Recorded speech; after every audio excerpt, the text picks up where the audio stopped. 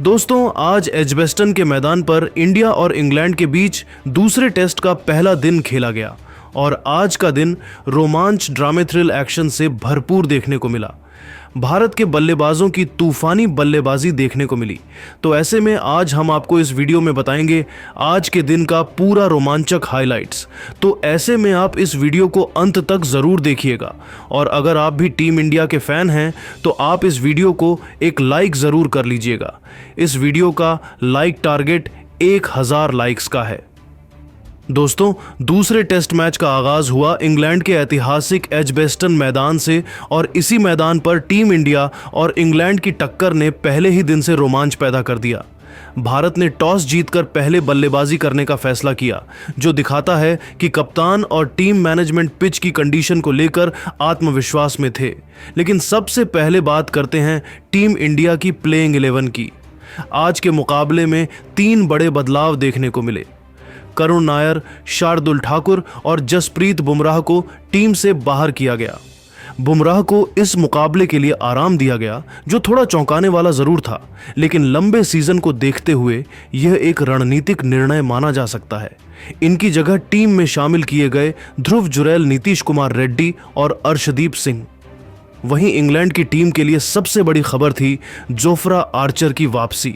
चोटों से जूझने के बाद एक लंबे समय बाद आर्चर को टेस्ट टीम में खेलते देखना हर क्रिकेट प्रेमी के लिए खुशी की बात थी, जिसके बाद टीम इंडिया के लिए ओपनिंग करने उतरे।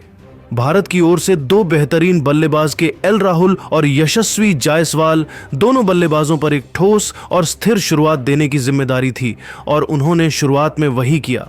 शुरुआती ओवरों में इंग्लैंड के गेंदबाजों को पिच से अच्छी खासी स्विंग और बाउंस मिल रही थी। आर्चर और क्रिस वॉक्स ने बेहतरीन लाइन लेंथ से भारतीय ओपनर्स को परेशान करने की भरपूर कोशिश की, लेकिन केएल राहुल और यशस्वी जायसवाल ने काफ़ी धैर्य दिखाया। उन्होंने बाहर जाती गेंदों को बखूबी छोड़ा और अंदर आती गेंदों पर सॉलिड डिफेंस किया।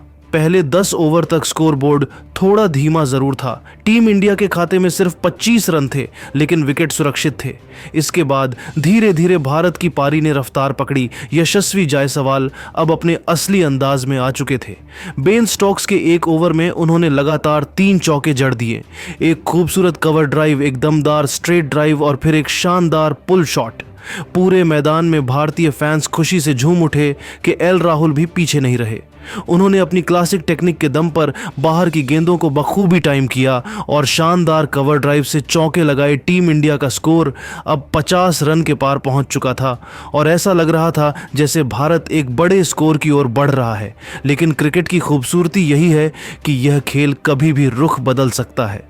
सेशन के आखिरी कुछ ओवर बचे थे और इंग्लैंड को अब तक कोई विकेट नहीं मिला था, लेकिन तभी जोश टंग ने यशस्वी जायसवाल को एक बाहर जाती गेंद पर बीट किया और स्लिप में एक बेहतरीन कैच के साथ इंग्लैंड को पहली सफलता मिली। जायसवाल ने 41 रनों की उपयोगी पारी खेली, जिसमें 6 शानदार चौके शामिल थे। उनके आउट होने के बाद नंबर 3 पर बल्लेबाजी करने आए साई सुदर्शन, जो हाल ही में शानदार फॉर्म में दिखे हैं। हालांकि उनके पास सेशन खत्म होने तक ज्यादा गेंदें नहीं थी, लेकिन उन्होंने केएल राहुल के साथ मिलकर बचे हुए 3 ओवर संभालकर खेले और कोई और विकेट नहीं गिरने दिया। पहले सेशन के अंत में टीम इंडिया का स्कोर था 84 रन पर 1 विकेट के एल राहुल 31 रन पर नाबाद थे और साई सुदर्शन 4 रन पर नाबाद क्रीज पर थे। कुल मिलाकर पहले दिन का पहला सेशन संतुलित रहा।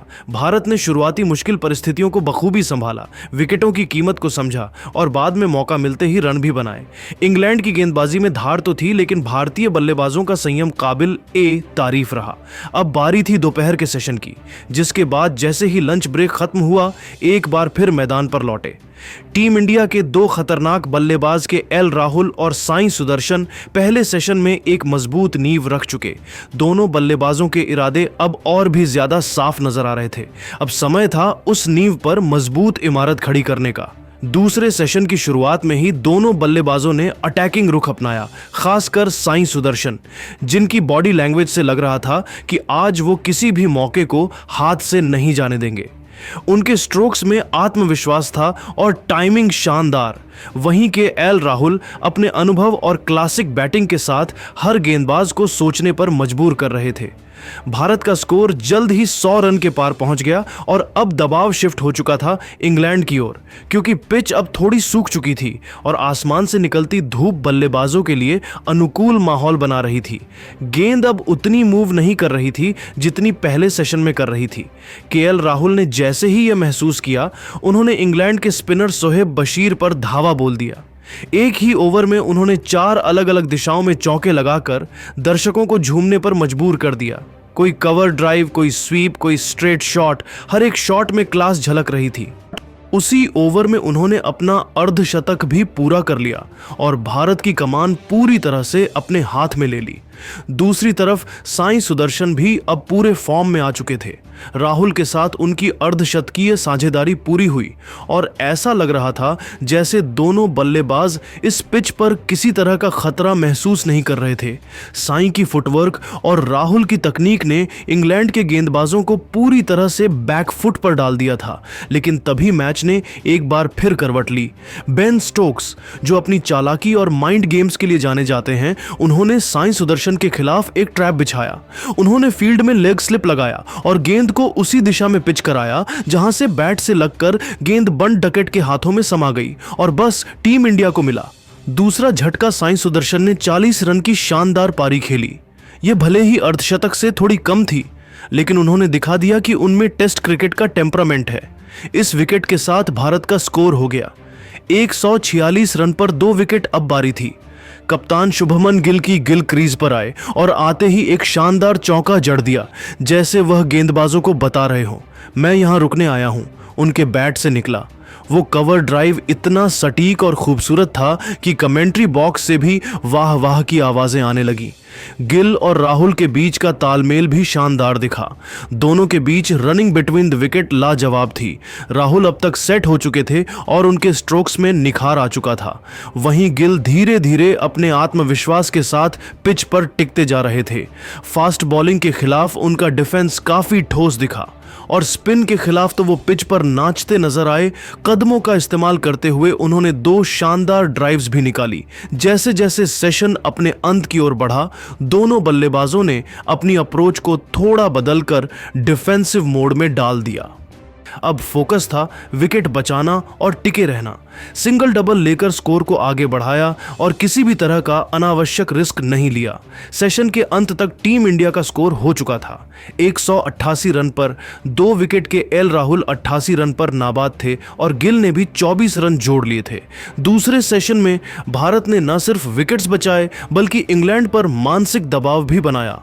दोस्तों, लंच और टी ब्रेक के बाद अक्सर टेस्ट क्रिकेट में खेल की गति धीमी पड़ती है, लेकिन जब टीम इंडिया तीसरे सेशन में मैदान पर लौटी तो जैसे मैच में नई जान आ गई कि एल राहुल और शुभमन गिल ने जिस इरादे से बैटिंग शुरू की वो साफ बता रहा था, अब इंतजार नहीं, अब वॉर होगा। टी ब्रेक के तुरंत बाद भारत के इन दोनों सेट बल्लेबाजों ने इंग्लैंड के गेंदबाजों पर काउंटर अटैक शुरू कर दिया। मैदान में माहौल अचानक से बदल गया था। दर्शकों की आवाजें तेज हो गई थीं और गेंदबाजों के माथे पर पसीना। दोनों बल्लेबाजों ने मिलकर पहले तो टीम इंडिया का स्कोर 200 रन के पार पहुंचाया और साथ ही अपनी पार्टनरशिप को अर्धशतक में तब्दील कर दिया। अब बारी थी इंग्लैंड के गेंदबाजों को तोड़ने की और शुभमन गिल ने जिम्मेदारी ली। उन्होंने टारगेट बनाया। युवा स्पिनर सोहेब बशीर को हर ओवर में या तो चौका या 2 रन कुछ ना कुछ तो निकल ही रहा था। दूसरी तरफ के एल राहुल अपनी क्लासिक अंदाज में टिके हुए थे, सिंगल डबल लेते हुए और जैसे ही डीली गेंद मिलती उसे बाउंड्री में तब्दील कर देते। तीसरे सेशन के पहले 10 ओवर में ही भारत ने लगभग 5 रन प्रति ओवर की दर से रन बटोरे, जो कि टेस्ट मैच के हिसाब से तेज रफ्तार मानी जाती है। जैसे ही रन गति तेज हुई वैसे ही वह पल भी आ गया जिसका हर भारतीय फैन को इंतजार था कि एल राहुल का शतक। राहुल ने बड़ी ही शालीनता से एक शानदार कवर ड्राइव खेला और राहुल ने बल्ला हवा में उठाकर अपनी सेंचुरी पूरी की। स्टेडियम तालियों से गूंज उठा। ड्रेसिंग रूम में खड़े खिलाड़ी भी उन्हें सलाम कर रहे थे। यह राहुल की तरफ से टेस्ट क्रिकेट में एक और बेहतरीन पारी थी। संयम, क्लास और अटैकिंग माइंडसेट का परफेक्ट मिश्रण। लेकिन राहुल के शतक के ठीक अगले ही ओवर में शुभमन गिल ने भी कमाल कर दिया। उन्होंने एक शानदार बैकफुट पंच लगाकर अपना अर्धशतक पूरा किया। दर्शकों की तालियों ने एक बार फिर माहौल में रोमांच भर दिया। अब स्कोर 250 रन के पार जा चुका था और इंग्लैंड के गेंदबाजों के पास कोई जवाब नहीं था। भारत की पकड़ मैच पर मजबूत हो रही थी, लेकिन क्रिकेट में एक पल सब कुछ बदल सकता है। इंग्लैंड को विकेट की दरकार थी और एक बार फिर कप्तान बन स्टोक्स ने टीम को वह सफलता दिलाई। स्टोक्स ने राहुल को फंसाया। एक शॉर्ट बॉल ट्रैप में राहुल बड़े शॉट की कोशिश में गेंद को डीप में मार बैठे, लेकिन बाउंड्री पर खड़े फील्डर ने बेहतरीन कैच पकड़ लिया और इस तरह 109 रन की शानदार पारी के बाद राहुल को पवेलियन लौटना पड़ा। इस पारी में उन्होंने 15 चौके और एक शानदार लगाया। अब बल्लेबाजी करने आए टीम इंडिया के उपकप्तान और फैंस के चहेते ऋषभ पंत ने आते ही अपने इरादे साफ कर दिए। शुरुआती 2-3 गेंदों पर भले ही उन्होंने वक्त लिया, लेकिन फिर उन्होंने वही किया जिसके लिए वह जाने जाते हैं, आक्रामक बैटिंग। शोएब बशीर के ओवर में उन्होंने 2 और एक चौका जड़ दिया। मैदान में सन्नाटा पसर गया, फिर गूंज उठी, तालियों की आवाज और पंत के नारे। अब गिल और पंत दोनों क्रीज पर थे। एक तरफ तकनीक और संतुलन का प्रतीक शुभमन गिल और दूसरी तरफ तूफान की तरह बरसते ऋषभ पंत। दोनों ने मिलकर टीम इंडिया के स्कोर को 300 रन के पार पहुंचा दिया। इंग्लैंड के गेंदबाज थके हुए और हताश नजर आ रहे थे। कप्तान बेन स्टोक्स हर दिशा से गेंदबाज बदल रहे थे, फील्डिंग में फेरबदल कर रहे थे, लेकिन भारतीय बल्लेबाजों को रोकना मुश्किल हो रहा था। शुभमन गिल ने भी अब संभल कर लेकिन प्रभावी खेल जारी रखा। खराब गेंद मिलने पर वह पीछे नहीं हटे और चौकों से दर्शकों का मनोरंजन करते रहे। वहीं पंत का अंदाज तो जैसे मैदान को झुलसा रहा था। उनकी बैटिंग देखकर एक बार को लगने लगा कि यह टेस्ट मैच नहीं बल्कि T20 मुकाबला हो। दिन का खेल अपने अंतिम पड़ाव पर था, लेकिन पंत ने अपनी आक्रामकता कम नहीं की। उनका बल्ला लगातार रन उगल रहा था।